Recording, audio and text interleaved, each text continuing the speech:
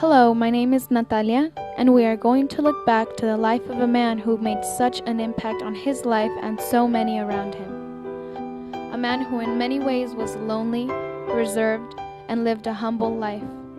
A man who found opportunity where opportunity was not available to many. He battled against all odds and proved to his family that opportunity was possible in a country that hope is non-existence. This man was named Mariano Marquez. Many knew him as Mark or Marco. For this segment, we will call him Mark as many others did.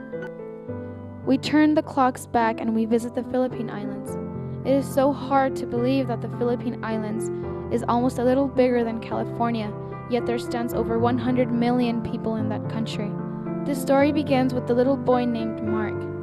As most 6 or 7-year-old children play in the streets, this young boy often walked the streets of the Philippines with no shoes, as it is a common thing for little boys in the Philippines. Mark would often tell his friends and family that it was a normal thing to him, not knowing any better. Being naive and always playing with the neighborhood kids that lived in poverty was not an ideal thing, but he was always looking for ways to find a better way of life. Mark always remembered his uncle because he was his source of inspiration. His uncle was the person that gave him direction and guidance, while his father did not give him any at all. His uncle often talked to Mark since he was a little boy, and he was always encouraged Mark to enlist in the Navy. This stuck hard in Mark's mind, and when Mark turned 16, he was able to join the Navy. During the time, joining the military was not difficult, and the process was so easy.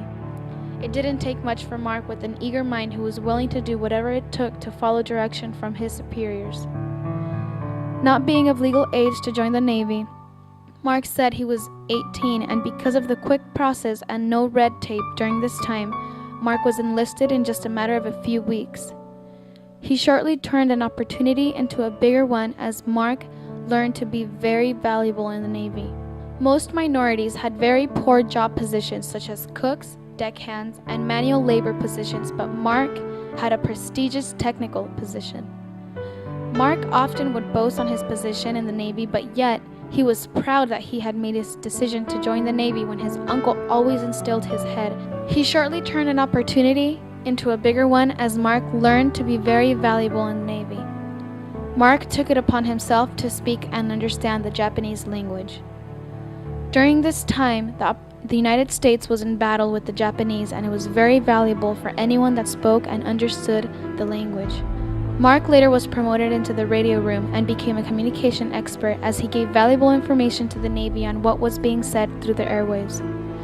This posed a great asset to the Navy because thousands of American lives depended on what the Japanese moves were going to be. Since Mark understood the language, he was able to prevent and warn his superiors what was being said through the radio waves. This radio position was such a huge asset because during this time, hundreds of Japanese were planning their attack against the U.S. soldiers. This was deep in World War II, and many men lost their lives fighting to protect U.S. soil. Mark, who survived the war, was clearly a miracle. This was the start of a relationship that lasted for over 3 years as Mark proved himself to the Navy. Shortly after the Navy, Mark wanted to take advantage of the education benefit the military had to offer, so he attended the college in San Francisco. Mark was very good on his feet, and dancing was his talent. He often took up dancing when he was a child, so as a teenager, he enrolled in a dance school in San Francisco. During a school dance, Mark met the girl of his dreams. Her name was Emma Mendoza. She had this captivating beauty that Mark just had to come up to her and ask her for a first dance. During this time, many girls in the Philippines had no hope to go to the U.S. for a better future. Arranged marriage was a very normal thing that people did to free themselves of poverty and third world countries such as the Philippines. Her story was so intriguing that we wanted to learn more about what she went through to finally get a chance to live a better life. Her beauty was so rare that many men that courted Emma did not have a chance with her because of her protective family. Her family even arranged her marriage, and she had agreed to marry a man that she was not in love with. Being stuck in a country where there is no hope for opportunity, Emma made that choice to marry this wealthy man but wanted in exchange to visit the U.S. Emma later ran away and left to the U.S., and never did she look back. There, she met Mark, who she shortly fell in love with. Her protective brother Nonoy couldn't stop the romance once it started between Mark and Emma. In 1957, Mark and Emma had their very first child, and Mark was deeply in love. He was always holding his baby girl Celia. They were inseparable, and Mark always carried his daughter wherever he went. The family grew, and later came Tony, the second child. Emma and Mark didn't stop there. Then, in July 17th, the same day of Mark's birthday, they had their third child. Sharon was a bundle of joy, and Mark and Emma couldn't have been happier and blessed with a family of 5. Mark was living the American dream, thanks to his uncle's words which still lingered in his head to enlist in the Navy. That is how his life changed forever. A mother that loved her kids and a father that took care of his new family. It was only then when everything was about to change their life forever. Tony, only being 4 years old, and both sisters also at a very young age, did not expect what was coming. Emma contracted a serious disease, and only just after the start of a wonderful 6-year marriage, everything came to a stop when Emma lost her life at 32 years of age. It was devastating to Mark and the kids to lose their mother at such a young age. It was Celia who took on the role of a sister and a mother and developed protective instincts. She was always protective of her younger brother, and for only being 8 or 9 years of age, she had to grow up quickly since her younger siblings needed the love and attention that they both lacked.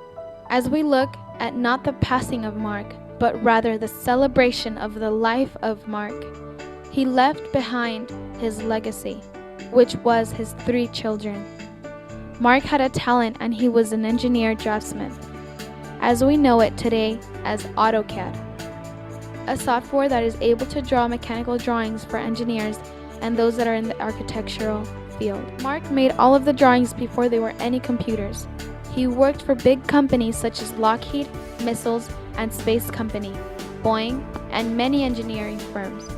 He had such an artistic talent, and he loved to draw.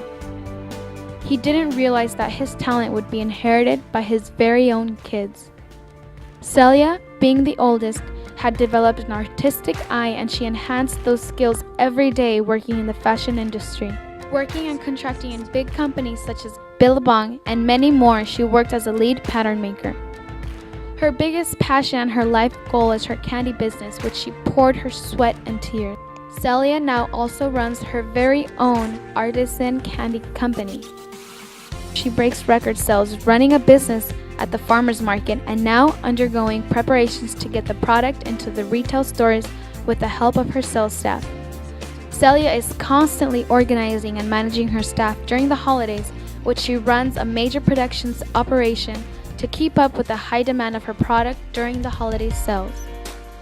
Tony was the second oldest of the 3. His dad also left a mark on his talent, and the artistic talent also lingers in Tony's blood. As a child, Tony has always picked up a camera and filmed almost anything he can, whether it was a family event or during a vacation shooting. Anything that looked interesting to his eye, he would capture. His passion for his craft became a reality after attending film school. Tony now runs a full-time video business shooting weddings, events, and documentaries for customers who need his services.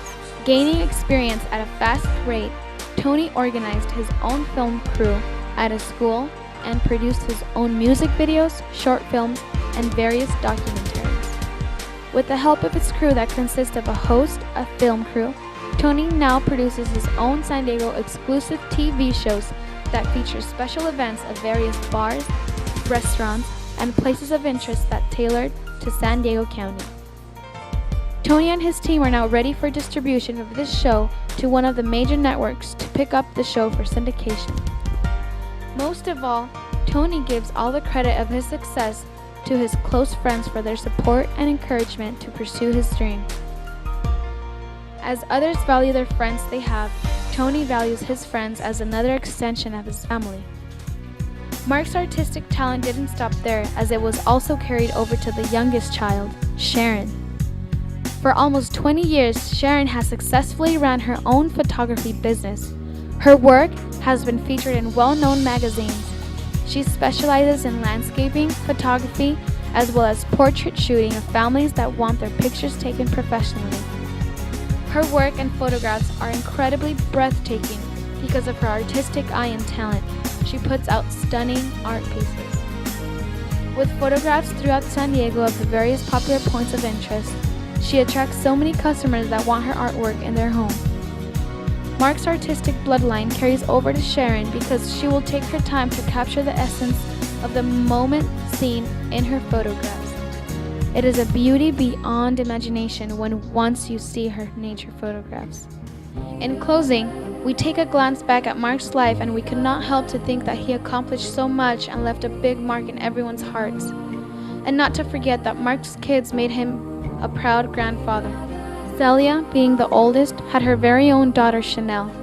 Tony, his second oldest, had his son Sean, and Sharon, the youngest, also had her very own son Ryan.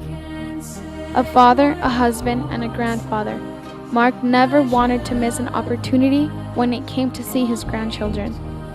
As all of Mark's children said to their dad, quote, "Thank you, Dad, for doing what you did. Just being there really made a difference. Dad, we understand you did what you did because you had to, and even though our Auntie Meline took care of us and you couldn't, we know that it was so hard to take care of 3 children on your own. Mom passing away and leaving us behind was really hard for all of us too. Despite the hardships, we will always love you no matter what. One day we will meet again and Mom will be there with us too. Thank you, Dad. We will love you and may you rest in heaven."